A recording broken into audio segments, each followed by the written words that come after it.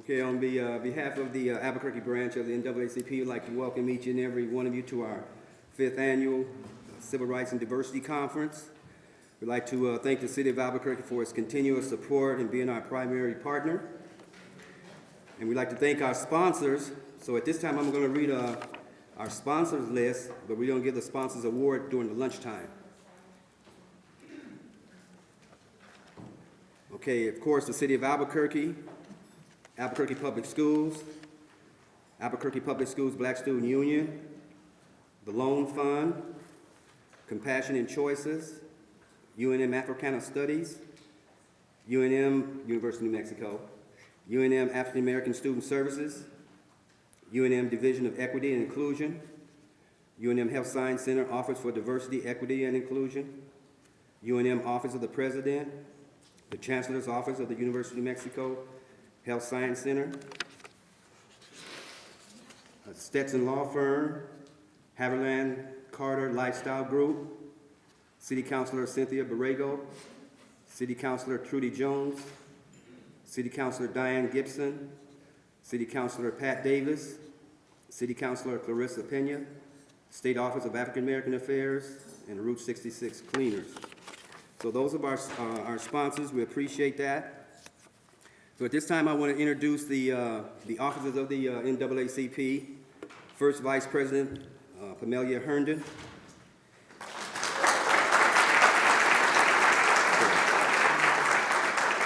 Second Vice President Patrick Barrett.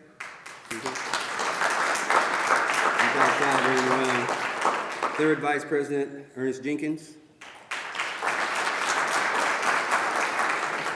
Secretary Angela Nichols. Assistant Secretary Jocelyn Jackson. Okay, we have our treasurer, the person takes care of all the money, is Ethel Tilley, and she's outside. Okay, here's Patrick Barrett, our second vice president. Okay, do we have any executive board members or chairpersons and members of the NAACP? Please stand. Okay.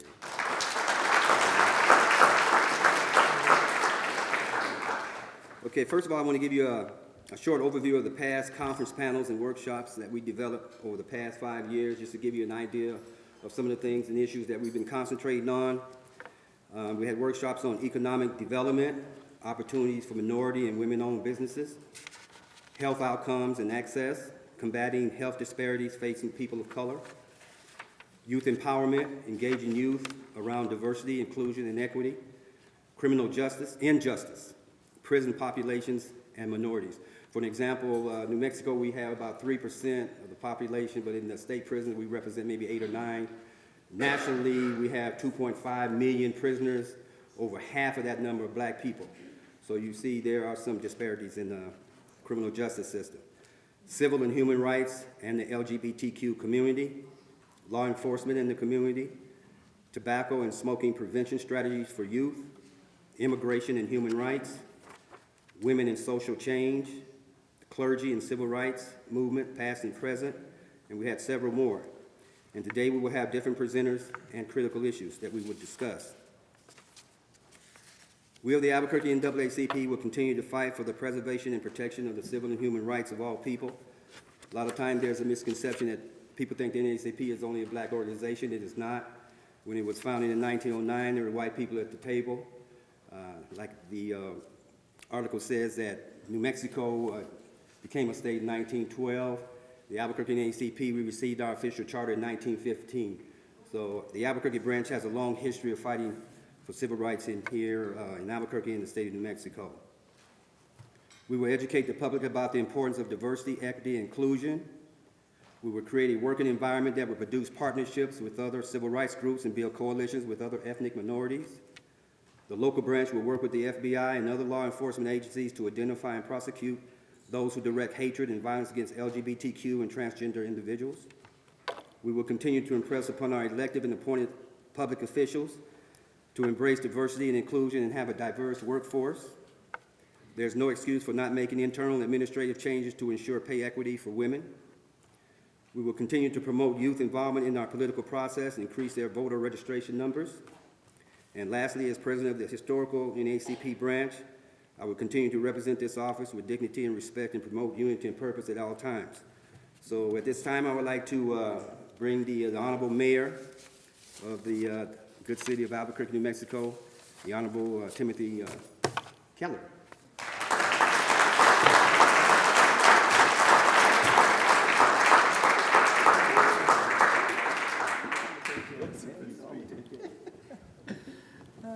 Well, good morning, everybody.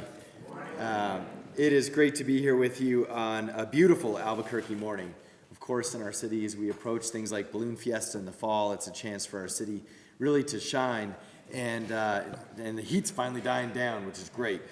So let me, I think, begin, of course, by just thanking Dr. Bailey for decades and decades of leadership, and also for mentioning, when I first met, I think we first met when I was just elected senator, maybe when I was running for it about 10 years ago. And I just want to express initially my gratitude, first of all, for you, but also for many in the community who began educating me about Black history, Black community in Albuquerque. It's something that, like, unfortunately, right, most people who were growing up in Albuquerque in my era didn't know about, didn't even understand. And so I want to begin by thanking you for helping me, at least in little ways and big ways, along my own journey to truly understanding all of Albuquerque, including a little bit more about the African American community. So thank you so much for that. And so let's also give him a round of applause.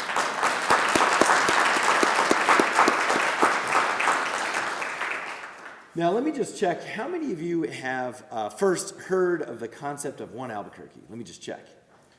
Hey, that's good. That is really good. All right. How many of you have seen the last video of One Albuquerque?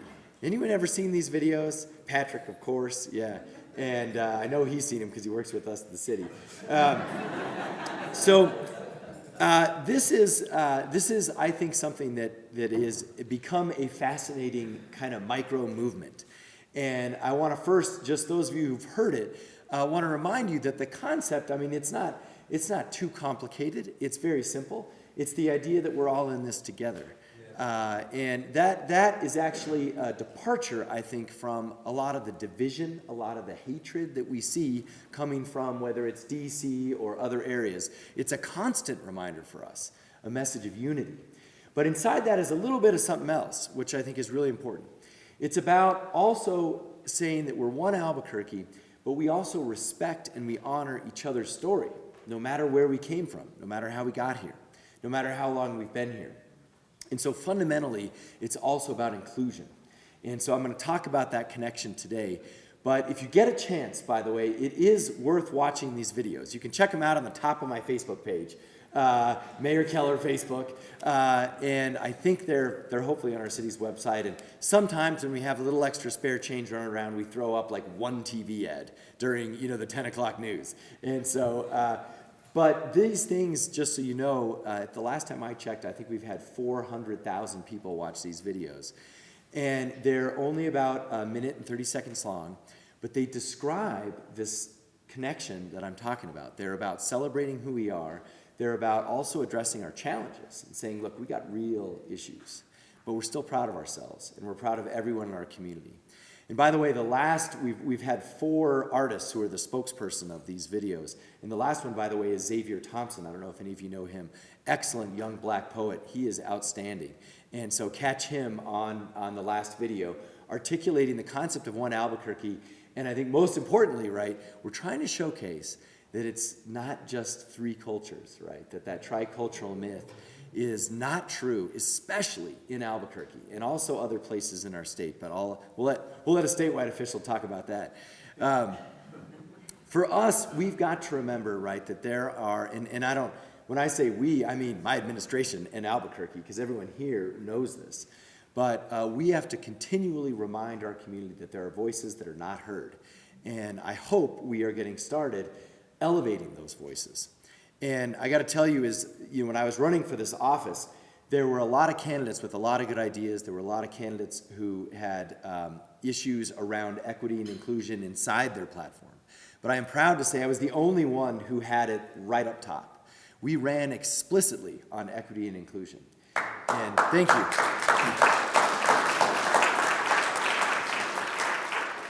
And I remember, by the way, having, of course, to explain over and over what equity and inclusion was to, audiences who had never even heard those terms, including my parents. It was a really fun dinner table discussion on that one, trying to do the equity versus equality, and explaining the kids looking over a fence and the different size of stools. I think some of you, we've all sort of seen these, but it was great.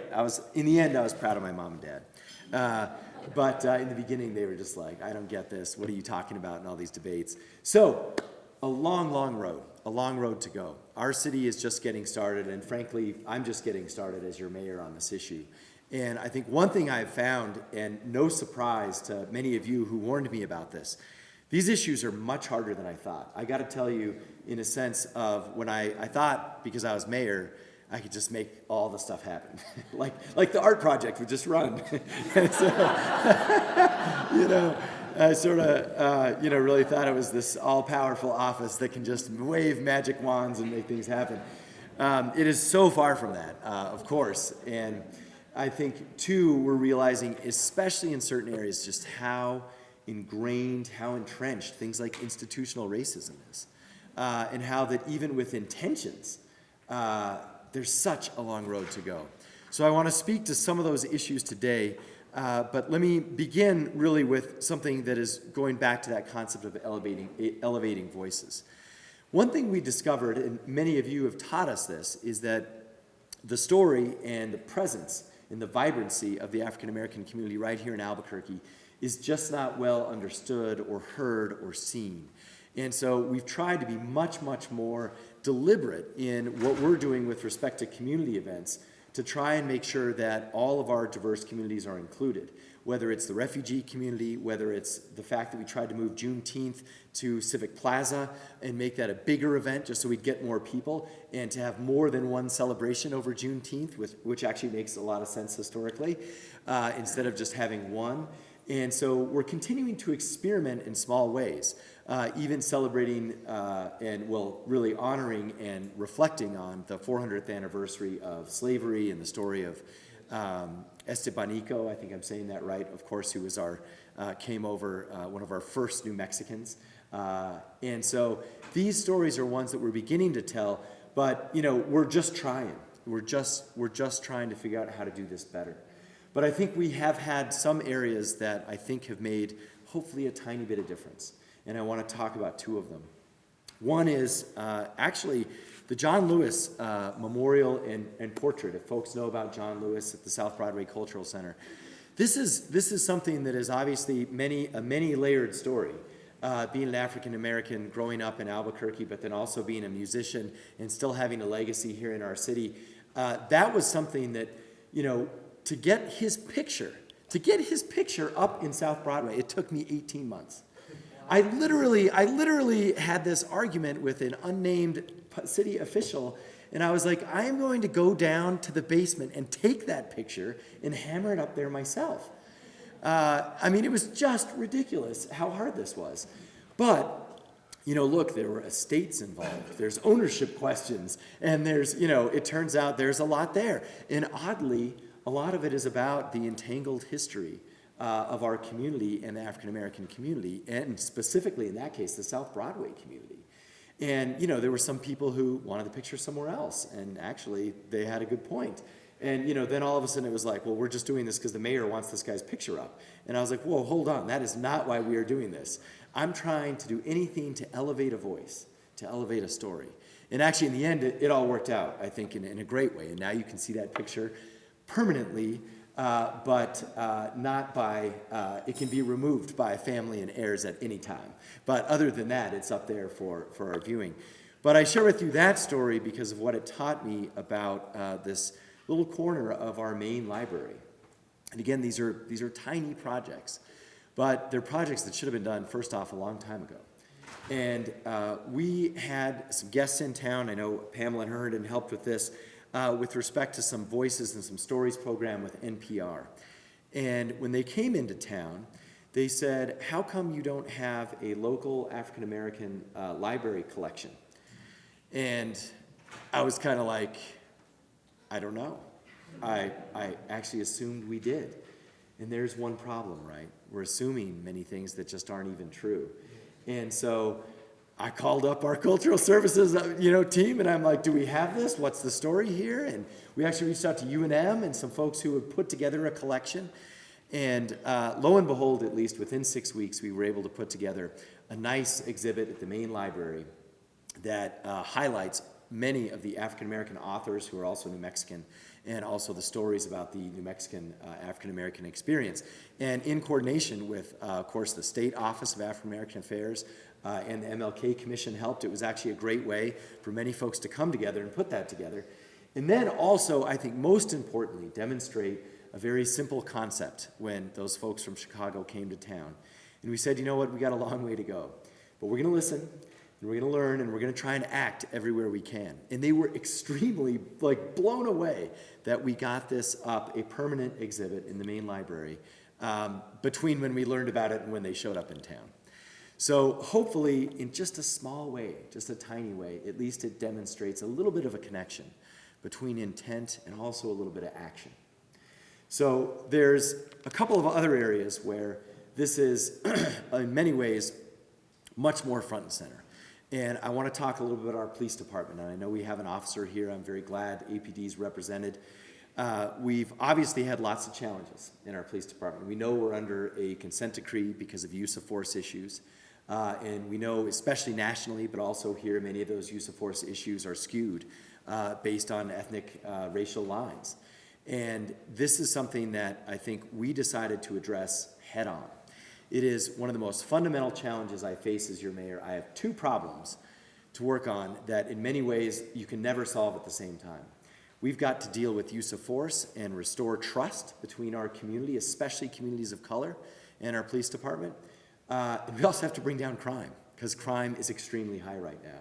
Doing those two things at the same time is my number one goal, it's my number one priority, it's by far our number one challenge. But I have to say, in this area, I think, is also where we have made the most tangible progress. And you don't always see it or feel it unless you're involved in these situations. But on the one hand, we are trying to hire more officers that reflect our community, that come from our community. In fact, we've worked with NAACP on some African-American recruiting. It is a huge deficit all across the city, African-American hiring, but especially in our police department as well. And I think we have made incremental progress, but some progress. And we also are doing our academy totally differently. Our police academy now includes a heavy dose of cultural competency. It includes a ton of curriculum and real-time training on racial bias. These are things that did not exist before. These are things that our Office of Equity and Inclusion is working on heavily in every city department, but we wanted to start with APD. And I know, by the way, the folks who are working on all of this are up next on a panel, and they're going to give you the straight up details on all of this. I'm just tipping it off, but you're going to hear from a group of all mostly new city employees and some that have been around for a little bit longer on some initiatives that we're working on. But this APD concept, for the first time, we are now in agreement on a different way to do use of force. And this is a huge step, not only for Albuquerque, but we have gone from being way behind nationally to now being up in sort of one of the top 20 cities on our new use of force program. And we're training on that over the fall. So we've taken on the biggest challenge, at least with respect to restoring trust in dealing with issues around use of force. We took it on in the academy, and we took it on now with use of force training. In those areas, we are making tremendous progress on.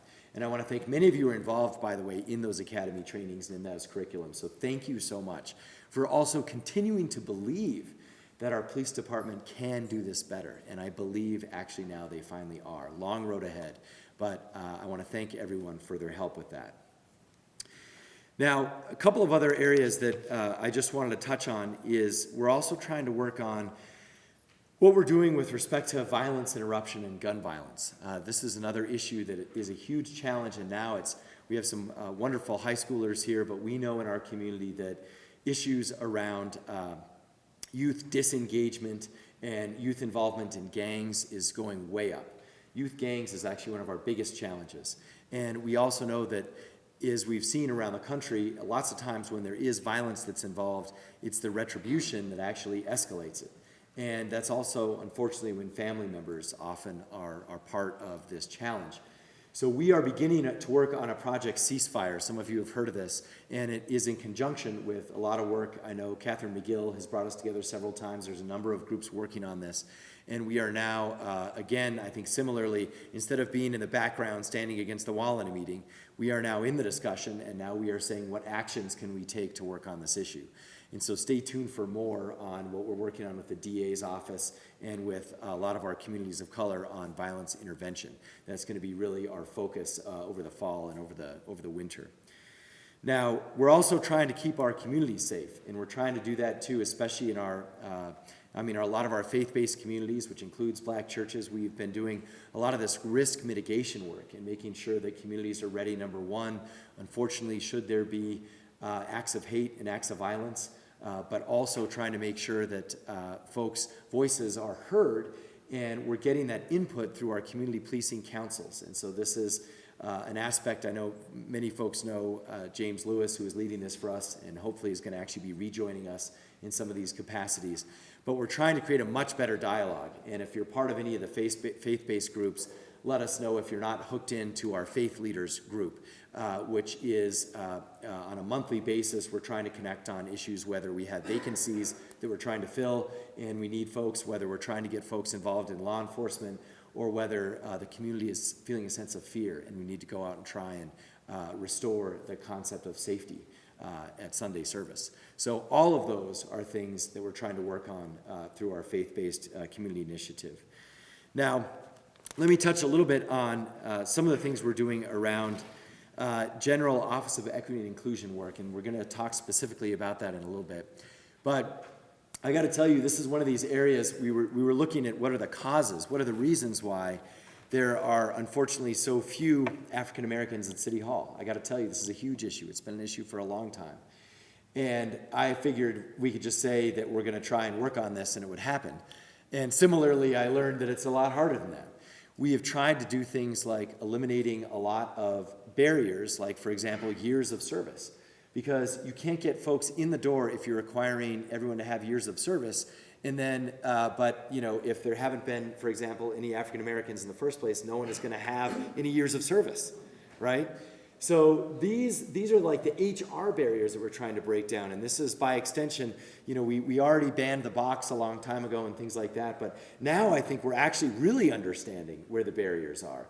Because remember, all of this is governed by like union collective bargaining and things. So you have to renegotiate this. So now, as part of our collective bargaining effort that we're going into, we're going to try and reset some of these requirements because, and I'm very pro-labor, those requirements are in there to really protect folks who've earned it and are working up from a working class standpoint in a pay grade rising situation. But unfortunately, right, it's totally excluding, in many cases, people of color from coming in. And so they don't want to do this either. That's not their intent. But this is a major barrier that we've been facing. I think another one is certain areas around skill sets, where we've tried to say we've got to reach out to the right UNM departments to help us find graduates who are coming out with certain skill sets that are totally underrepresented.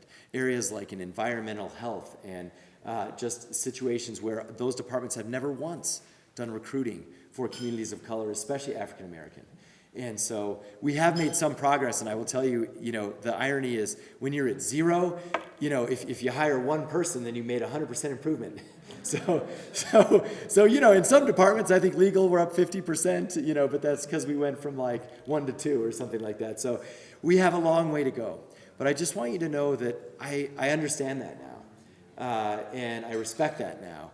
And we also continually need help. And so I wanted to really wrap up today by asking you, especially because we have our team, our civil rights team here at our Office of Equity and Inclusion, we are dedicated to trying. We are dedicated to taking action. But we really need your help on which lever to pull. Where would be the most effective? What's the best thing we can do for all things equity and inclusion? And so for us, to me, as you proceed with the agenda today and in breakouts and so forth, if you have a chance, this is your chance. Just give us all your ideas and thoughts, and then we're going to say, can we do this together? Because we do need help. We have a long way to go to make sure we are elevating the voices that aren't heard in our city. But I know this, we are absolutely willing to try, and we're trying to walk this walk together. But it's going to take a long time. But with your help, I believe we actually can make a difference. And I have to tell you, I think at least, if I look at when I walked in the door and where we are today, I think we have made noticeable progress on equity and inclusion. And I will tell you especially, I want to end with one story. It's not directly relevant to everyone here, but it's something we all feel, and I think we all understand in one way or another. What this community did for asylum seekers when they were in their time of need coming through Albuquerque is absolutely extraordinary. And I have to tell you, we were able to marshal the resources to help these individuals, thousands of individuals coming through. And whether we agree with, the wall and all the stuff going on the border, we all agreed that these people coming through our community needed help. And we all also agreed to help each other do this. We put together faith-based organizations. We put together UNM, UNMH. There were churches from every faith, literally every faith, at least that I can think of, even like the Baha'i faith. I'm just picking on them because it's a smaller faith. Every faith that we could think of pitched in. It was an extraordinary, extraordinary time to see what our community did for those asylum seekers. And I think even more impressive is that we all did that because we all thought it was the right thing to do. We understood the value there, the value of human life, the value of being there for brothers and sisters who we might not have seen ever before, but yet we felt that human connection, that family connection with them. And we all did it in a way that was really a reflection of our belief fundamentally in issues of equity, inclusion, and diversity. Because you can't believe in those issues and then go out in front and help these asylum seekers, because it also took courage. We did that as a city publicly, right? We didn't hide what we were doing. I didn't say, well, we're not really spending taxpayer money on asylum seekers. We went straight up out there and we told them this is the right thing to do because this is who we are as a city. And the amazing thing is other than one radio station, which I won't mention, everyone was with us. Some people might not have thought it was the best idea, but by and large, people were okay with it because they believe, I think somewhere inside, that is who we are as Albuquerque, because we are one Albuquerque. So with that, I want to say thank you for allowing me a few minutes this morning and for coming together to continue the discussion on all of these issues, and I look forward to working with you in the future. Thank you so much. On behalf of the Albuquerque branch of the NAACP, we just want to, show our, small token of appreciation for the mayor, and we want to just give him this. Thank you so